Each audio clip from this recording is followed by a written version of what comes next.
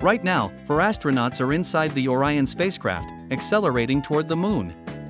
Commander Reed Wiseman, pilot Victor Glover, mission specialist Christina Koch, and Canadian astronaut Jeremy Hansen just became the first humans to leave low Earth orbit since December 1972. That was Apollo 17. 53 years ago. And what most people don't realize is that this launch almost didn't happen. Here's the hidden story. After Artemis 1, the uncrewed test flight in 2022, NASA discovered something terrifying. The Orion capsule's heat shield lost far more material than predicted during re-entry. Chunks of the ablative coating charred off in ways engineers had never modeled. This is the shield that protects the crew from temperatures exceeding 5,000 degrees Fahrenheit. Hotter than the surface of the sun. And it wasn't performing as designed. NASA spent over 2 years investigating, running more than 100 thermal tests, before they were confident enough to put humans on top of that rocket. But the heat shield wasn't even the only crisis. NASA's life support system for Orion, the environmental control and life support system, had to be partially redesigned. The system that scrubs carbon dioxide from the cabin air, that regulates temperature and humidity for 4 humans sealed inside a capsule smaller than a minivan for 10 days.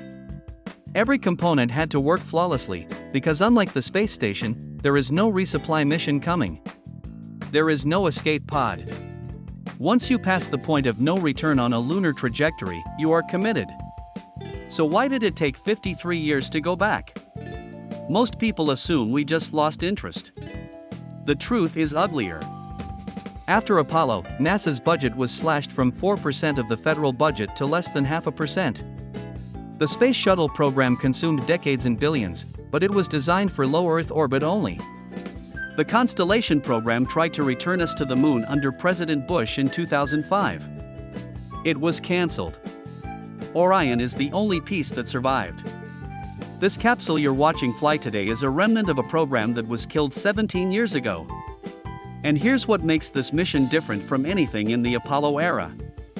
The Artemis 2 crew will swing around the far side of the moon on a free return trajectory, reaching a maximum distance of approximately 230,000 miles from Earth. That is farther than any human being has ever traveled.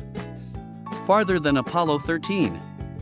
Farther than any of the Apollo lunar missions. For a brief window during their flyby, all 4 crew members will be completely cut off from communication with Earth. No radio signal. No telemetry. Total silence. Just 4 people, alone, behind the moon. Victor Glover is now the first black astronaut to fly beyond low Earth orbit. Christina Koch is the first woman on a lunar mission. Jeremy Hansen is the first non-American to leave Earth's orbital neighborhood. This crew is not just testing hardware, they are the proof that the door to deep space is open again. And unlike Apollo, this isn't a flags and footprints detour. Artemis 3 is already scheduled to land the first woman on the lunar surface. The Gateway Station will orbit the moon permanently. NASA is building infrastructure this time, not just making visits. But here's the detail that should stay with you. During Artemis 1's uncrewed test, sensors recorded radiation levels inside the Orion capsule that were higher than expected in certain areas. NASA adjusted the mission profile and added shielding. They say the crew is protected.